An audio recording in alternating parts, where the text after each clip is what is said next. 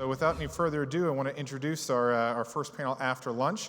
We're going to call it the ADF panel, the Intelligence Integration in Colorado. So please join me in welcoming Mr. Johnny Sawyer, the CEO of the Sawyer Group, LLC, Ms. Sandra Auchter, Director of NGA Denver, Mr. Darren Turner, Director of NSA Colorado, and Colonel Robert Schreiner, United States Air Force Commander of ADF-C.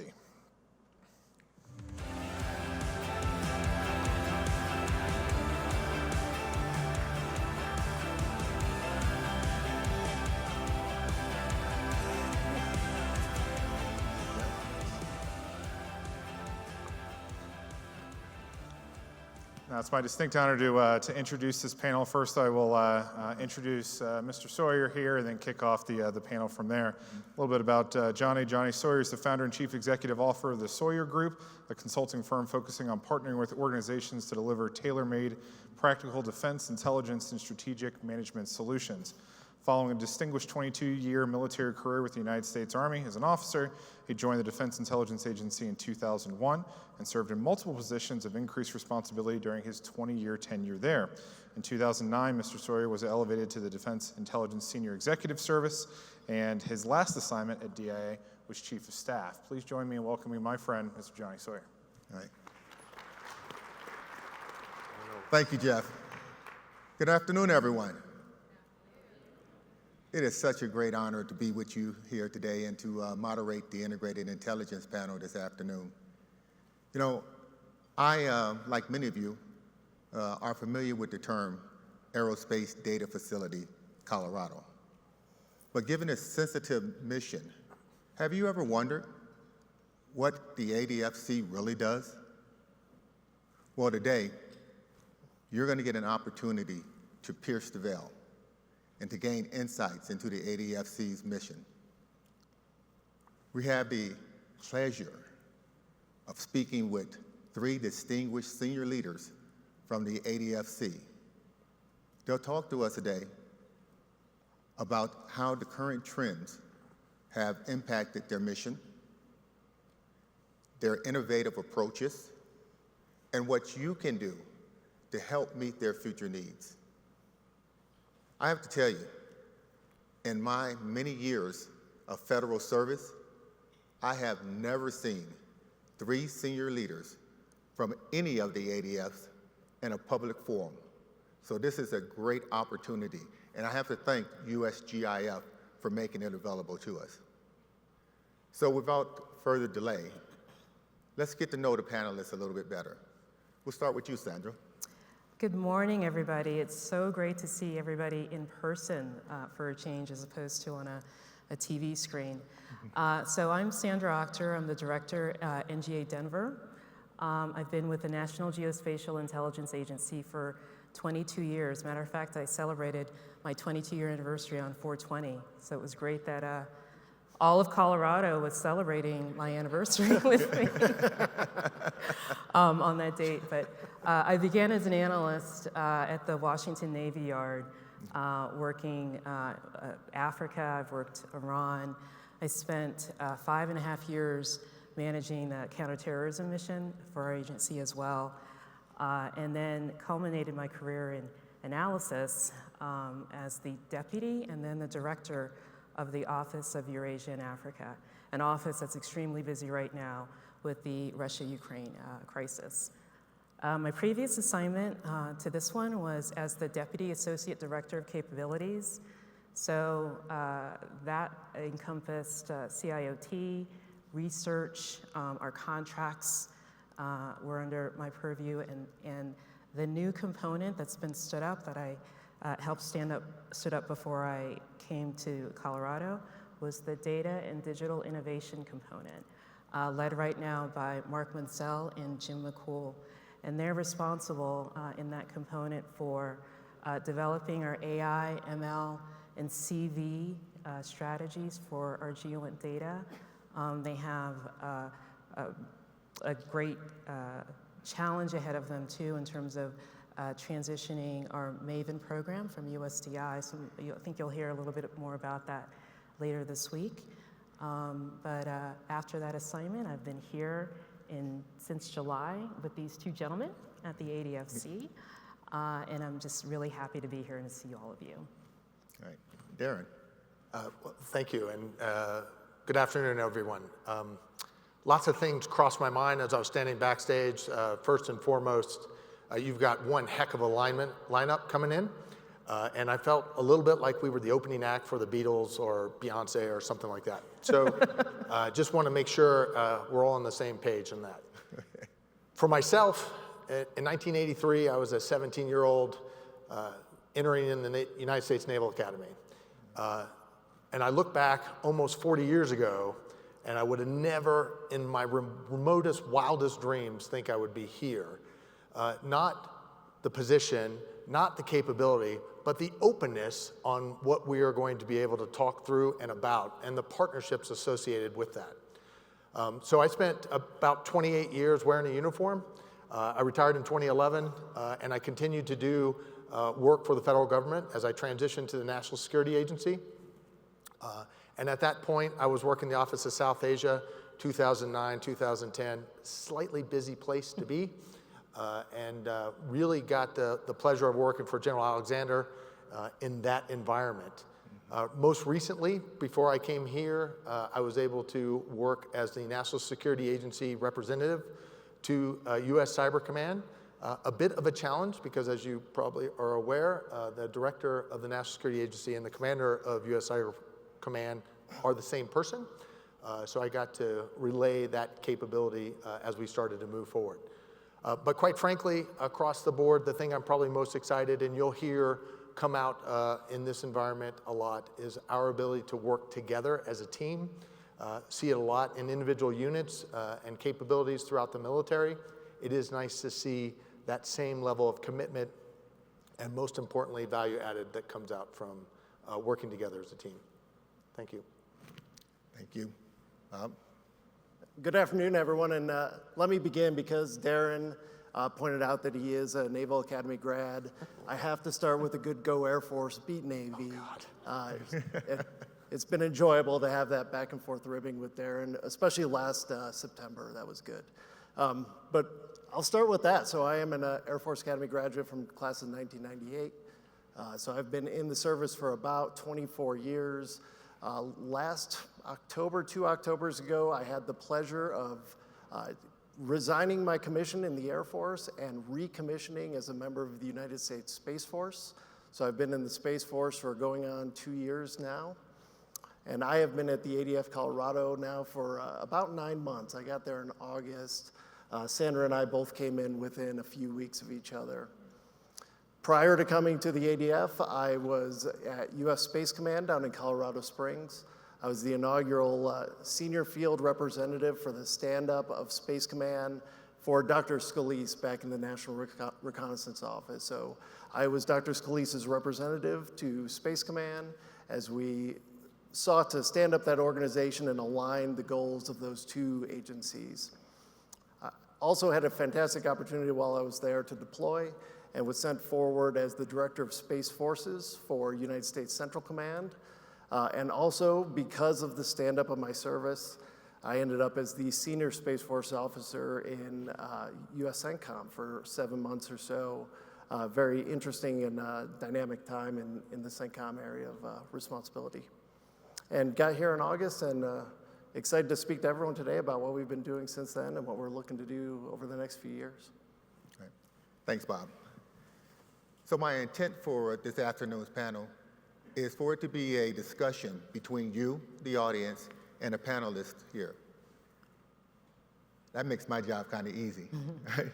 So I'll serve as your mouthpiece to give voice to the questions that you have asked or are going to ask today. So behind me on the board, you see the appropriate addresses to send your questions to. Please keep them coming. All right. So we'll start off with the first question, which is for all of the panel members. Last summer, there was a lot of leadership changes at the ADF-C. And I can imagine that with where we were at in the pandemic, okay, that there were a number of attendant challenges that, as a result of that, that caused you to have to better put together a cohesive team, right? Can you talk a little bit about that, Sandra? Sure. As I said, been about 20 some years with the agency, and as soon as the pandemic happened, we were faced with this challenge of having to not be at work, right? To be out of the building. I believe 75% of us within the first couple of months of the pandemic had to telework for the very first time. Now, at the time, I'd never heard of Zoom. Zoom to me was a kid's show from the 70s. You remember that Zoom? Yeah, that. Right. Okay. See, you all do remember that. So, WebEx and ring lights, all of those things were completely unfamiliar to me. And I remember the team working together to try to get everybody online. I remember texting Mark Mansell, who was my IT help desk, to try to get our systems set up. But we had made investments, thankfully, in previous years for us to operate in the open. And so we were able to transition fairly quickly, within a couple of weeks, to working in the open. I think we learned lots of lessons. I think that we're going to continue to have telework as an option. Not everything clearly can be done from home, but it's something I think we're not going to move away from. But I think just understanding what's possible and what we can do in the open and not in a skiff and being comfortable doing that is really, really important. And I think in some ways it's enabled us in this current crisis that we're in, leveraging our industry partners to be able to connect with them outside of our building. All right. Thank you. Darren? So the one thing I would add, in particular to what Sandra was just walking through, I've actually been here since the summer of 2020, and so I got to work with both Bob and Sandra's predecessors. But the number one thing that continues to come out, and it was reinforced over and over again, is we work together to produce a mission. And that is the number one element. It is the driver. As you may certainly be aware, ensuring that a culture is in place to be able to pull in the same direction when you aren't having someone look over your shoulder or be in the same room, much like we are now, is not something that you can turn a switch and make it happen. And so, quite frankly, it's the partnerships, the belief in the partnerships, driven by the capability that it's all about mission outcomes, that the driver is mission outcomes writ large. It helps the collaboration and teamwork and bring us to that next level. Thanks, Darren. Bob? So it was an interesting introduction to the ADF when I arrived last August. When I showed up, we were without masks and we were vaccinated and things were moving forward.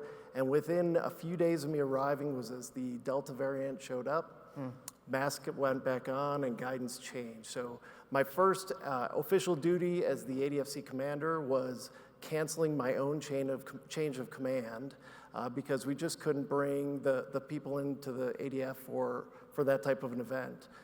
So it was a rude awakening or interesting introduction to the site. And I'll tell you what I leaned on in managing the site with 3 separate agencies, multiple services, was really this group of individuals right here.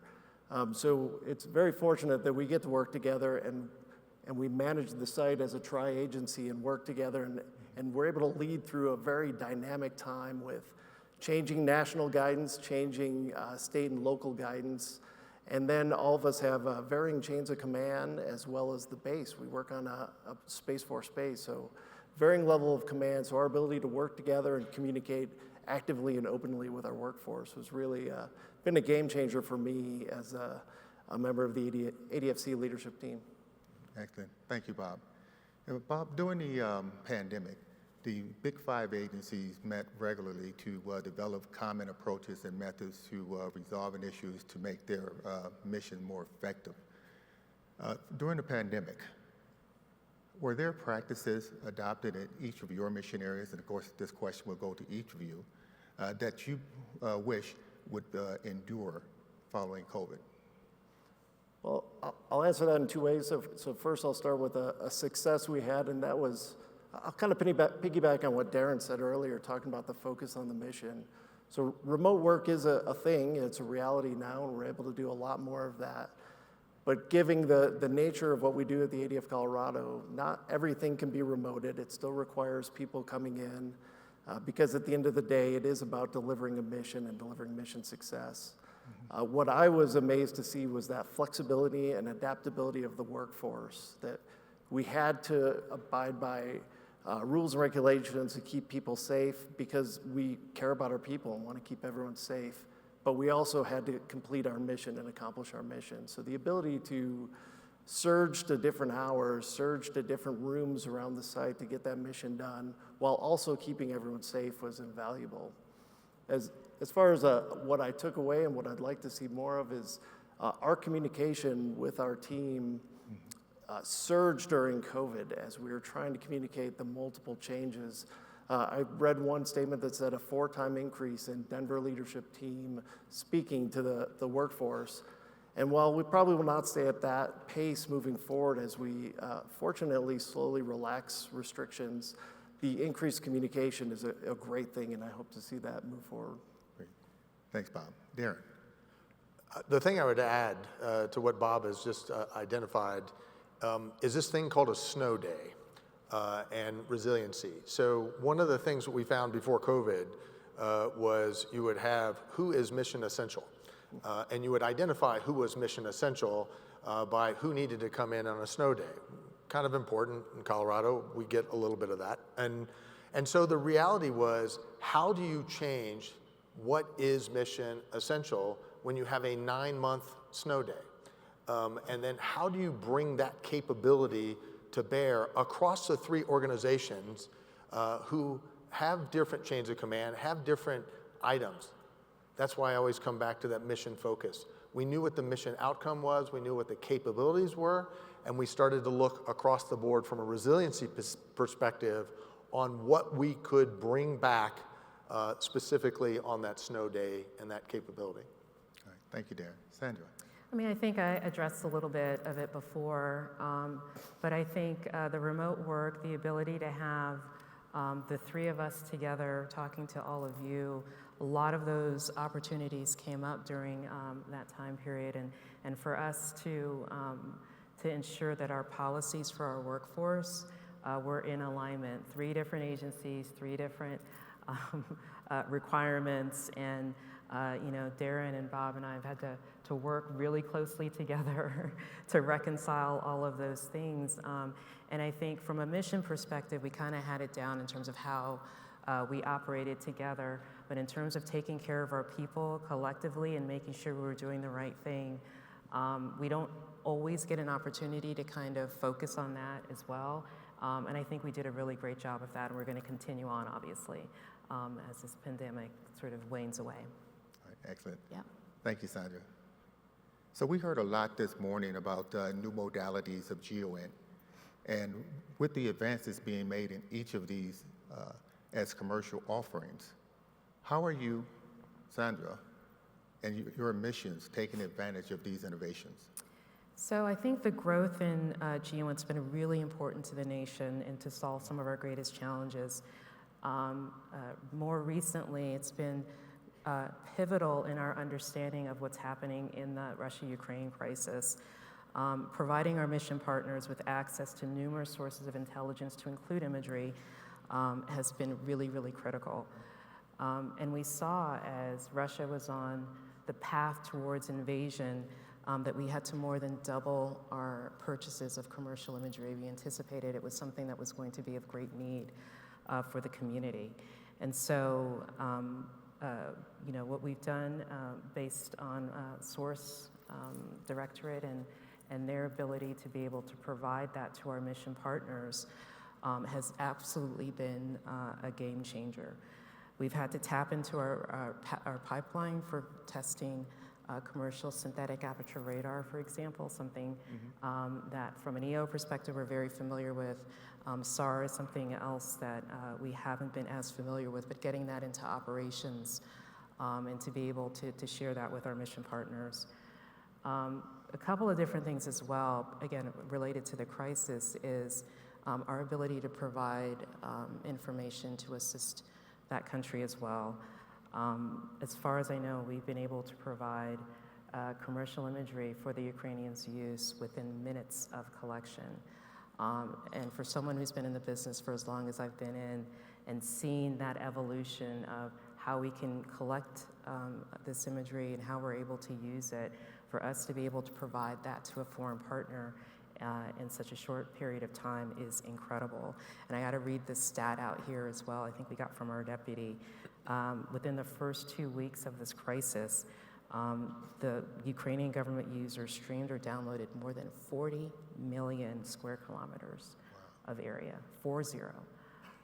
Again, completely unheard of, but that partnership between our agency, NRO, and our industry partners to be able to figure out a way to get this as quickly as we could has just been absolutely incredible.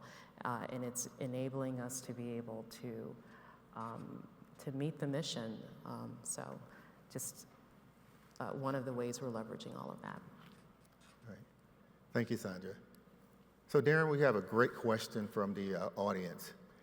So this one goes to you. Regarding data policy, what can we do to continue to break holes through data sharing barriers to achieve seamless intelligence integration? That's a great question. As we start to move forward, I think the greatest imperative is really kind of find the ground truth of what you are looking to project and partner on. And I do believe unquestionably that as we start to move forward in that arena, that we will be able to figure out what the lowest common denominator is. And our ability to, once we know that, then we can drive to an end state that will achieve our ability to have the data integration that's being looked for. Thanks, Darren. Any input from the other panelists? I think pretty. All right, perfect, thank you. Bob, we have another question from the audience, and that is, do you think information sharing has improved in the intelligence community over the last 10 years? And if so, what do you think has driven the change?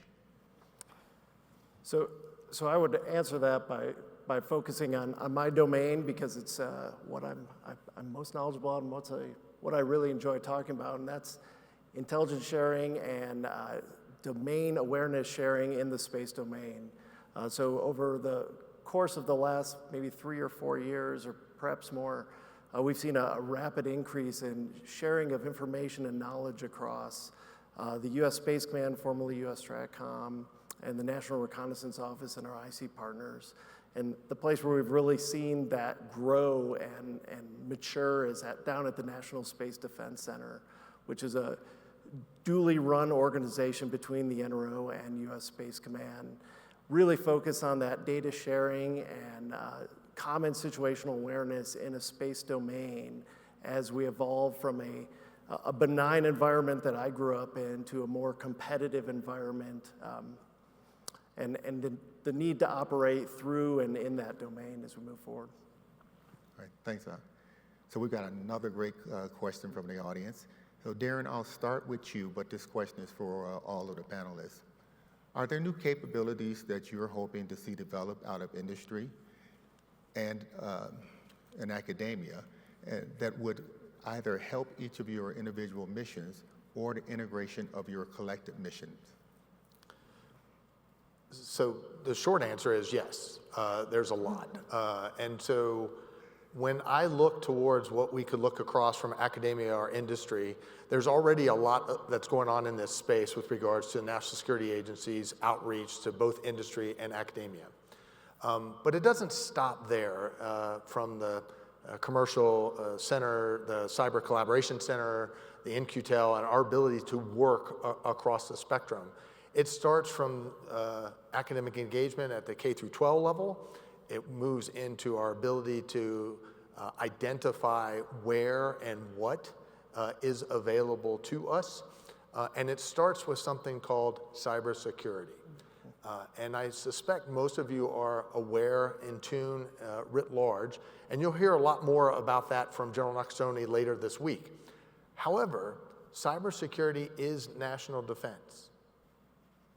It's a team sport.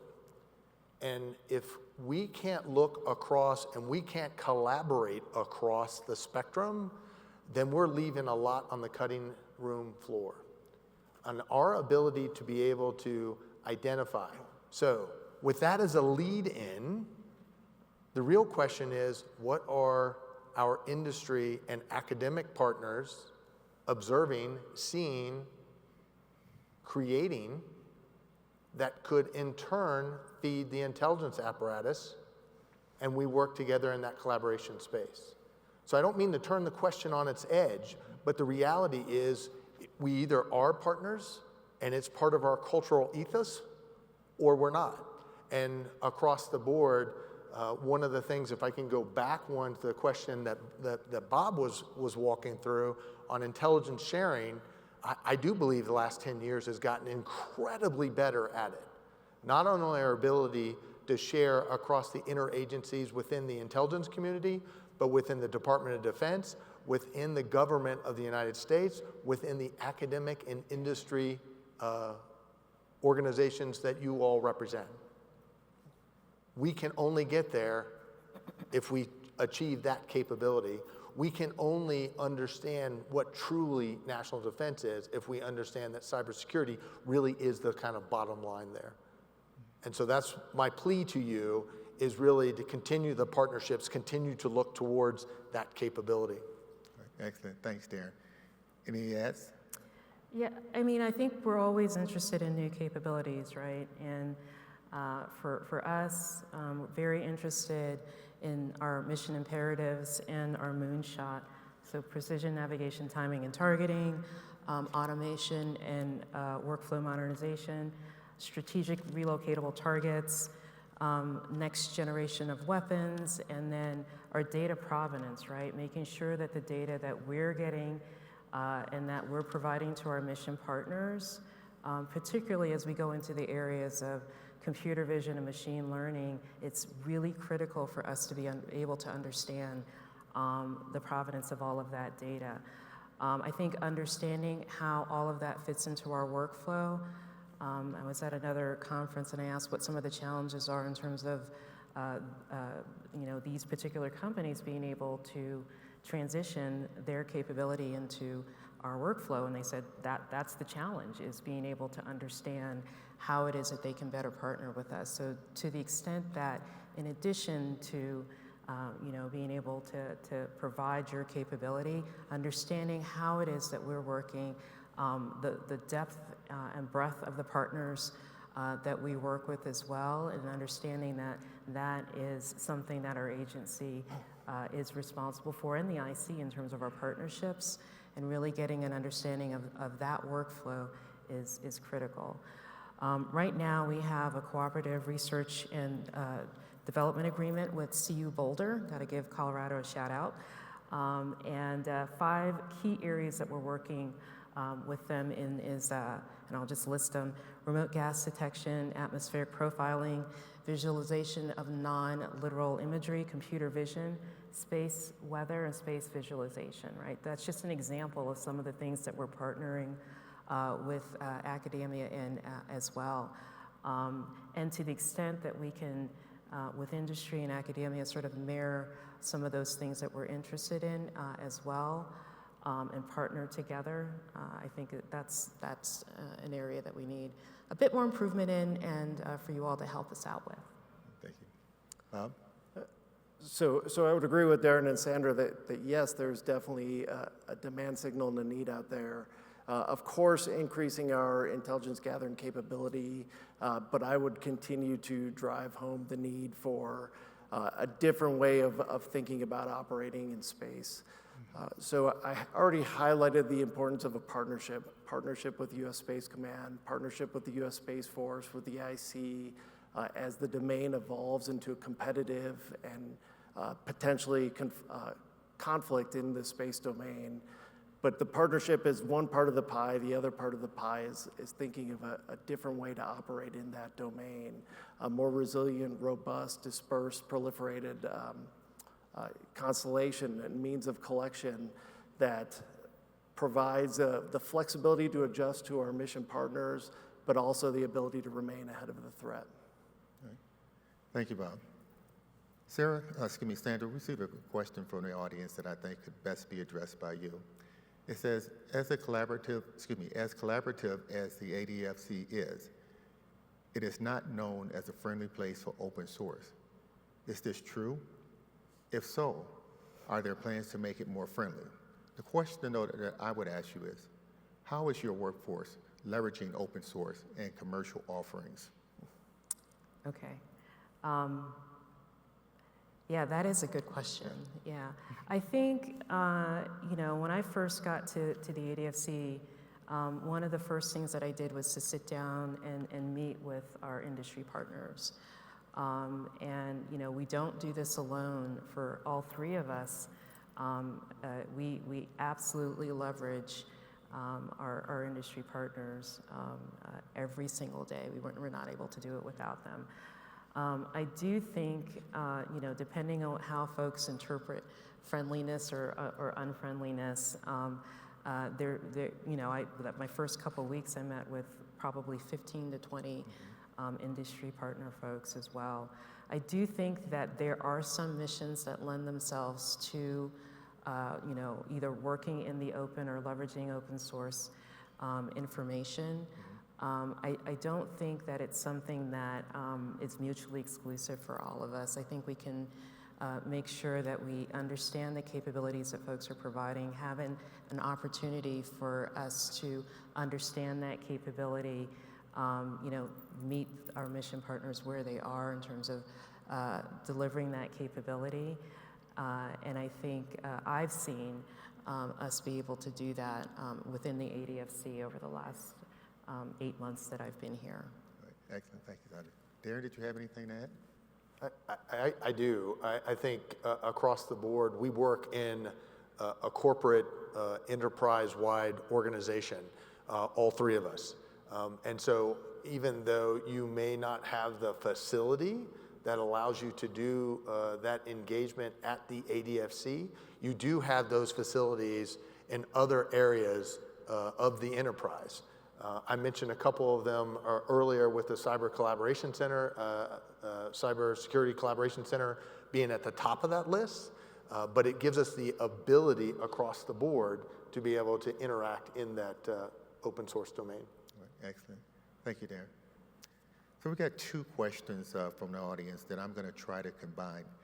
The first question is there a deliberate effort to bring big data from the different agencies together at ADF-C?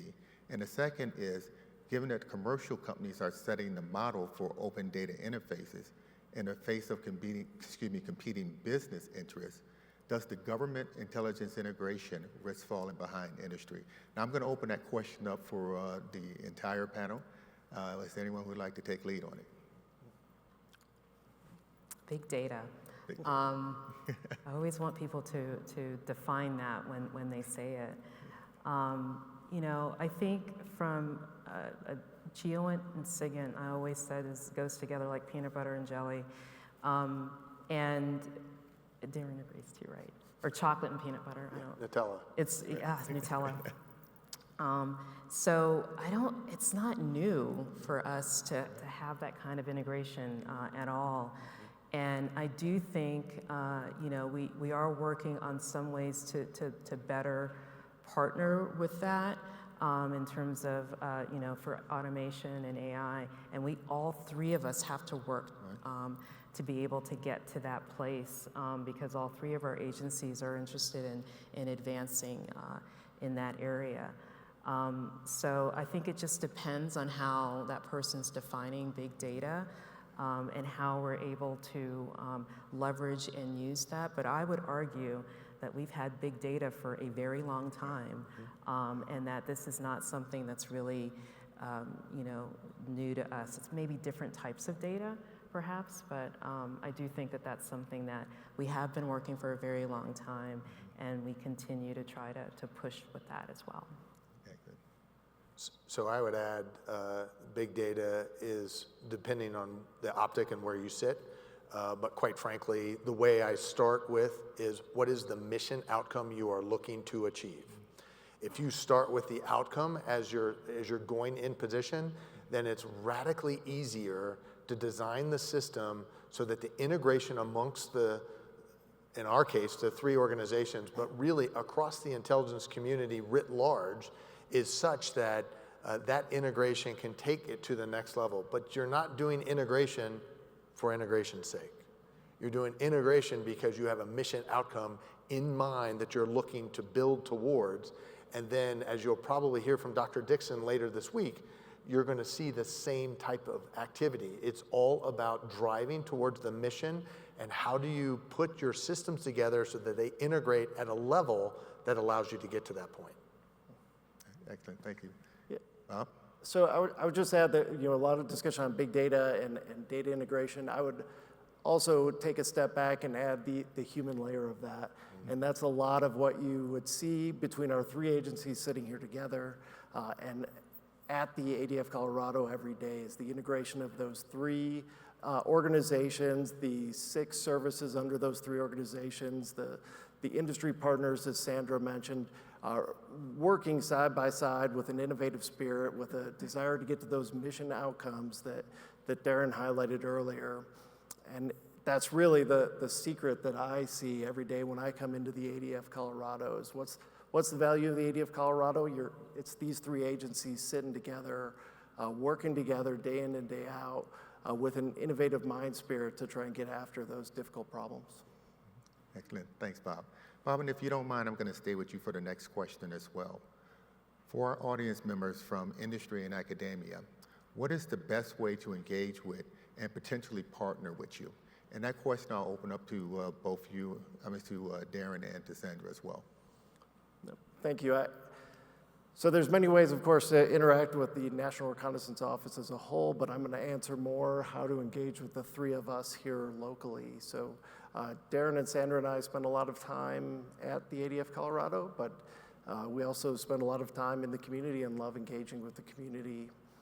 The one major way we do that is in line with the base and our other mission partners on Buckley Space Force Base as participants in the Aurora Defense Council, which meets on a monthly basis or so. We really enjoy getting out of our offices, engaging with the community there, and catching up with the other senior leaders in the local area and the local community, as well as participating in some of their key events, such as the Armed Forces Luncheon that's coming up, or the recent State of the Base, where my mission partner, Colonel Jackson, the garrison commander, provided a status of where we were as a base and how we're engaged with the community. Darren?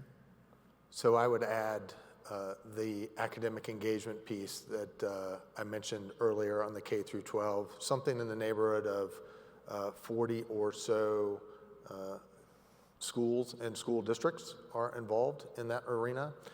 But we don't just do the K through 12. We also, much similar to, as Sandra mentioned earlier with CU Boulder, we have a CRADA Research and Development Agreement with CU Boulder. We have great insight with Colorado School of Mines, the Air Force Academy, across the board. So from an academic engagement, in addition to the elements of how we would engage industry organized here, it's in that academic engagement piece. I would be remiss if I did not go backwards and talk about also the enterprise-wide organizational capabilities.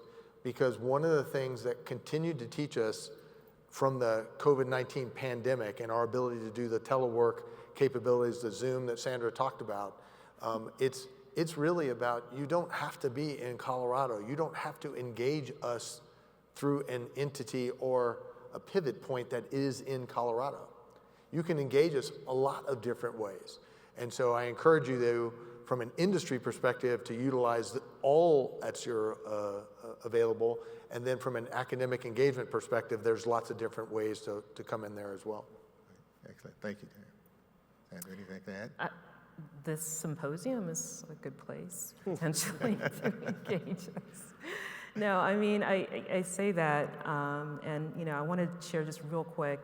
When I started 22 years ago at the Navy Yard, I had a mentor who, and team lead who was fantastic, and he decided to leave government service after I was there for about 8 months, come out here to Colorado to work for a company. And, we wished him well, but in the back of our minds, we were like, he's going to work at some commercial imagery company. This is insane. They didn't even have the satellite up yet, right? And so skeptical. And that was a predecessor to Maxar. And so we got it wrong. And I think that, 20 years from now, I'll be on this, no, maybe 10 years from now. 20 years from now, hopefully I'll be retired in a beach in Maui with a nice drink. But I do think that there's a capability or a suite of capabilities, something that 10 years from now, when I'm on the stage ready to retire, we're going to say is going to be a game changer. And I know that's out there. I know that's out there on the symposium floor, and someone will discover it. It won't be me, because apparently I can't call them. But I do think that this is a great place for us to be able to talk about that and to understand how it is that we leverage and work together. And I say that knowing that we can't do this every single year. We'd love for you to come out to Colorado every year. We should have engagements in between that as well. But this is a great place for us to be able to start that conversation. Excellent. Thank you, Sandra. So we've had enough time for about one more question. And I know the audience, you have submitted a number of great questions. This last one that I'm going to ask combines several that were submitted by the audience, and it's one that we were going to ask the team anyway. So Darren, I'll start with you. And it's not a well-guarded secret that collectively the mission at Buckley is known for being innovative and collaborative. What's the special sauce? If it was not a secret, it wouldn't be special. First of all, just the ability to get Darren to sit down and not stand around and talk. It starts with a word you've heard numerous times. It starts with mission outcome. It's an awareness of that capability, and that's the driving factor of what we're looking towards. But we do that through collaboration and teamwork. And I have to use those two words because they mean something different. Our collaboration is not just the three of us. It is at numerous levels throughout the organization, from the most junior analyst and engineer and developer on up to the three of us, and it doesn't stop there. Whether it's Admiral Sharp, Dr. Scalise, or General Nakshoni, it goes above us to our three directors and their ability. So that collaboration, that capability is really probably at the top, and it's driven by our ability to get to the mission outcome. But then it's the teamwork aspects. And the teamwork across the board really has three particular items that come to mind. The first and foremost is over-communicate. When in this world of so much activity, we talked about big data, we've talked about our ability to work in the COVID environment and what that means. You cannot communicate enough. But with it comes a stinger. And the stinger is you have to maintain honorable intent. We've all gotten a two-dimensional flat file known as an email and said something to the effect of what, and you can finish the rest of that, as you kind of walk through. What are they meaning? Why is Sandra writing that? What is the case of what Bob is saying? Well, if you look at honorable intent, then suddenly it becomes, oh, well, maybe he meant this, and I pick up the phone, or maybe she meant, X, and I would be able to pick up the phone. But most importantly, out of all of that, is our ability to play our positions. Why we're collaborating, why we're doing our teamwork. It gives us the ability to actually produce that mission outcome. One final thing. We didn't get here without a diverse, equal, and inclusive workforce. You don't see the output that happens at the ADF-C without a diverse, equal, and inclusive workforce. You just don't. And it's that ability alone with a driving factor of we're going to get to a mission, that's the special sauce. Thank you, Darren. That was a really great response. So I think that's all the time that we have today. I want to thank the audience for the really good questions that you submitted, and our panelists for the insights that they gave us into the ADF-C's mission. So it was really great being here with you today, and thank you again. Thanks, everyone.